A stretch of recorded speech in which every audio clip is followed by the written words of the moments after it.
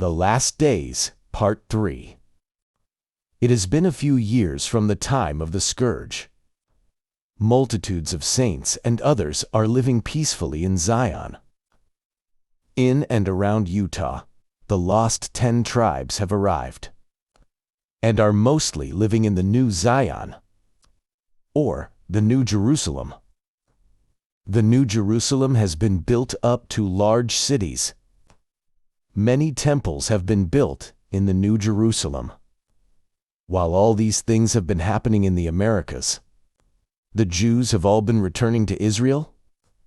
They have built a beautiful new temple in Jerusalem, fashioned after the other 3 temples that were built in Jerusalem. Gog and his armies of 200 million, from the evil dictator countries of the Eastern Hemisphere, have been battling with the armies of 200 million from the peaceful countries in the Eastern Hemisphere, with much death and bloodshed. Gog and his armies have been working their way through Europe and Asia, and are now approaching Israel, leaving much death and destruction behind them at this time.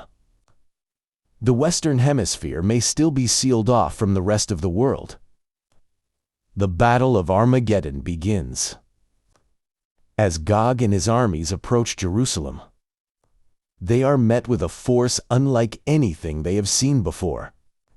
They are met by 2 prophets, who, with the power of the priesthood, contend with his armies, until finally they are able to kill and mutilate the 2 prophets, and leave their bodies in the streets. For 3.5 days, then these 2 prophets' bodies are restored, and they become alive again. Jesus Christ comes with his host of angels and stands on the Mount of Olives. The Jews do not know who he is. He tells them that he is the one who was lifted up and crucified by his friends, and shows them the wounds in his hands and feet, and tells them that he is the Son of God.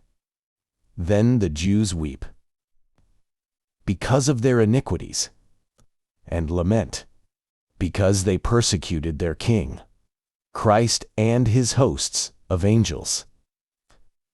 Destroy all but 1/6 of Gog's armies. The remains of his army leave and go back to their homelands. There is still much earthquakes, pestilence, plagues, and commotion in the Eastern Hemisphere. At this time, the Western Hemisphere will no longer be protected. See Part 4 of The Last Days.